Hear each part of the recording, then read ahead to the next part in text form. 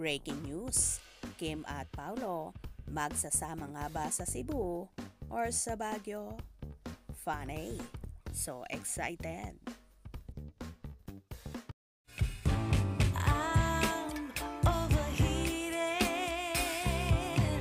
can hardly sleep at night, doing crazy dreaming. You're the reason why. Hiding by the baby. Tila, so excited na nga ang mga Kim Pao supporters ni na Kim Chiu at Paolo Avellino sa kanilang nalaman na may magaganap this coming May 5 and May 6.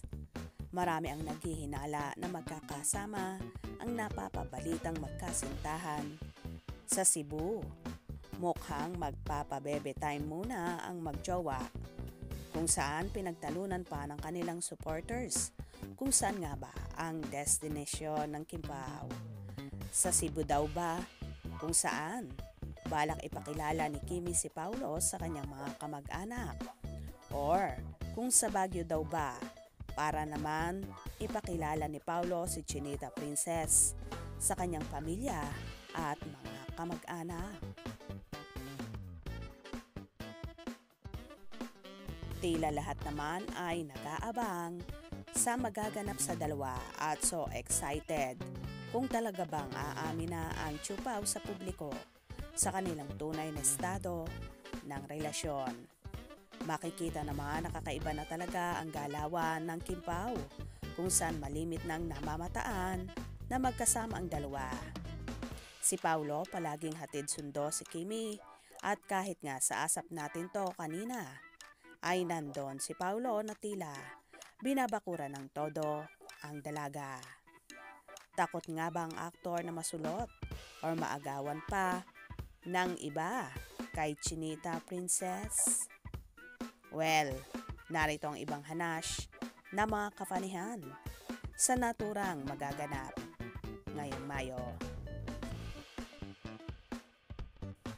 Sige na, lang kahit ano yan, masaya na rin lang.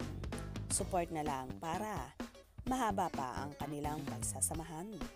Ako naman abangers lagi from Morocco. Pamarites din, ano ba yan kasi? Baka punta sa Cebu. Bakit punta si Pao sa Baguio? Baguio or Cebu? Isasama yata siya ni Kimi sa Cebu. Mamamanhi ka na daw.